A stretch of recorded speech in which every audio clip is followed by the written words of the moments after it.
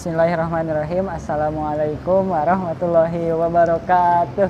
Waalaikumsalam warahmatullahi wabarakatuh. Alhamdulillahirabbil alamin. Allahumma shalli ala sayyidina Muhammad wa ala ali sayyidina Muhammad. Rabbi shrah li sadri wa yassir li amri wahlul 'uqdatam min lisani yafqahu qawli. Ya Fattahu ya Alim, raditu billahi rabba wa bil islami dina wa bi Muhammadin nabiyya wa rasula. Rabbi zidni ilma warzuqni fahma.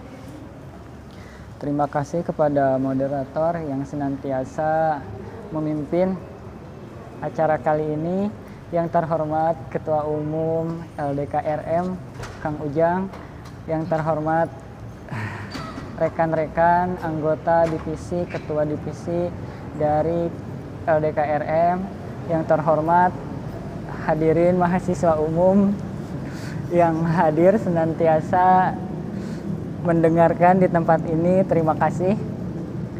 Dan kepada rekan-rekan yang mendengar suara saya di internet maupun di mana saja. Alhamdulillah, pada kali ini kita akan membahas kajian yang bertema antara amal perbuatan dan nasib seseorang. Kali ini saya tidak akan ceramah sendiri, namun kita semua akan sharing karena materinya pun belum saya kuasai benar, dan tema pada kajian kali ini juga berat mungkin bagi saya, antara amal perbuatan dan nasib seseorang, karena menyangkut qada dan qadarnya Allah Subhanahu wa taala. Menurut kalian, yang pertama, apa yang kalian pikirkan dari tema antara amal perbuatan dan nasib seseorang? Buat moderator mungkin belum tahu. Nah, untuk tema yang kita kaji ini mungkin pasti sering muncul pertanyaan, apakah nasib seseorang sudah ditentukan, jadi amalnya tidak berpengaruh. Kemudian ada pertanyaan, kalau amal baik bisa mengubah nasib, sejauh mana pengaruhnya? Seperti itu kan? Nah.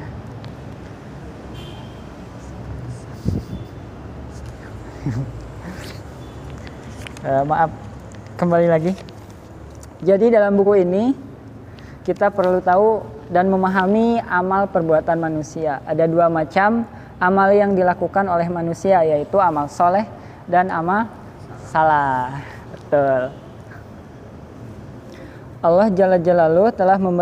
Allah Subhanahu wa taala telah memerintahkan malaikat untuk mencatat kedua jenis amal tersebut. Akan tetapi Zat yang Maha Suci tidak mengharuskan seorang hamba pada salah satunya. Jadi Allah tidak memaksa bahwa hamba tersebut harus ikut dan memilih ketentuan yang diperintahkan. Jadi antara kedua amal tersebut terdapat pilihan rahmat Allah juga, itu juga termasuk.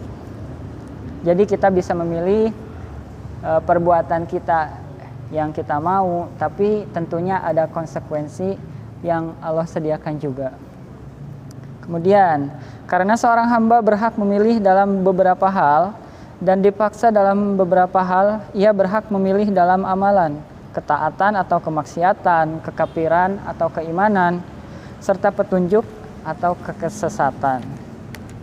Allah berfirman dalam surat Al-Balad, wahadainahun najdain, dan kami telah menunjukkan kepadanya dua jalan, yakni jalan kebaikan, maksudnya jalan kebaikan serta jalan keburukan, cahaya dan kegelapan, petunjuk dan kesesatan, serta kekafiran dan keimanan. Oleh karena itu manusia dianugerahi akal oleh Allah. Nah, akal ini menjadi dasar fondasi kita untuk memilih amalan tersebut. Menurut akal bahwa amalan tersebut jika baik, ya pasti dilakukan, dan tentunya bisa dipikirkan oleh konsekuensi yang sudah disediakan Allah Subhanahu wa taala. Contohnya, jika kita berbuat amal baik, maka konsekuensi yang Allah sediakan adalah balasan berupa surga. Kemudian jika kita beramal salah atau buruk atau kemaksiatan, maka konsekuensinya adalah neraka atau azab Allah. Bukan azab. Ke orang beriman bukan azab, tapi cobaan. Menurut buku yang saya baca, akal adalah penentu bagi kemurnian pilihan seseorang. Dengan akal, seseorang akan dihisab, diberi pahala atau hukuman, sebagaimana yang telah diriwayatkan oleh Rasulullah dari Rabbul Izzati dalam sebuah hadis qudsi. Yang artinya ketika Allah menciptakan akal, Dia berkata kepadanya, "Majulah," maka ia maju pun. Dia berkata, "Mundurlah," maka ia pun mundur. Lalu Zat yang Maha Mulia berfirman, "Demi kemuliaanku dan keagunganku, tidaklah aku menciptakan makhluk yang begitu mulia bagiku dari engkau. Karenamulah aku mengambil dan memberi, dan karenamulah aku memberi pahala dan menghukum." Jadi dasar Allah menciptakan akal adalah sebagai fondasi kita untuk berpikir apa saja sih amalan yang harus kita perbuat. Kemudian kita bisa memikirkan konsekuensi yang Allah sediakan. Begitupun juga sebaliknya. Adapun hal-hal yang dipaksakan atas seseorang dari Allah itu yaitu qada, ketetapan.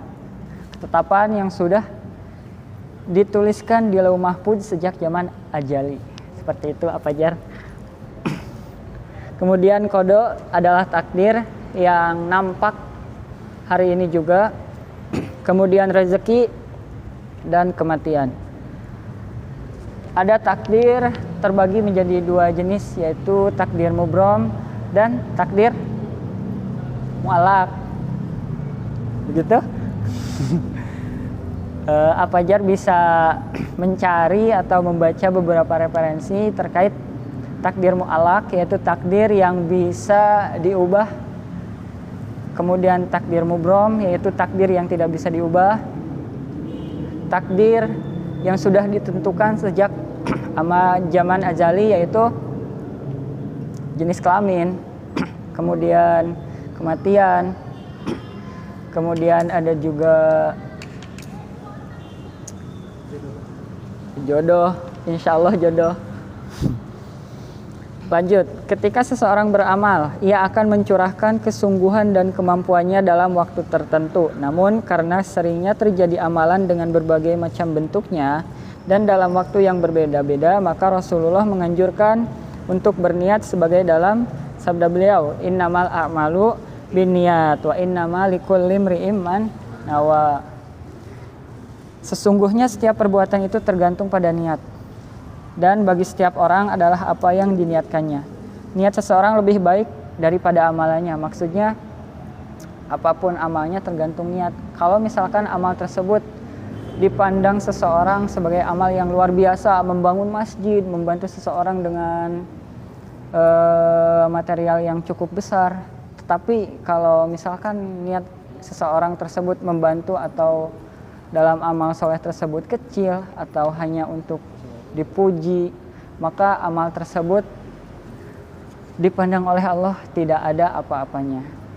Dan contoh lain, jika kita beramal walaupun sedikit, walaupun dengan material yang sedikit, contohnya sedekah 500 perak, tapi kita ikhlas lillahi ta'ala, membantu sesama, membantu dengan niatan semoga bermanfaat bagi seseorang ataupun bagi masalah-masalah yang ada di dalam agama kita, kemudian kepentingan agama. Walaupun amal tersebut sedikit, material sedikit, tapi niat kita benar, niat kita ikhlas, maka amal tersebut sangat bernilai di mata Allah Subhanahu wa taala. Seperti itu.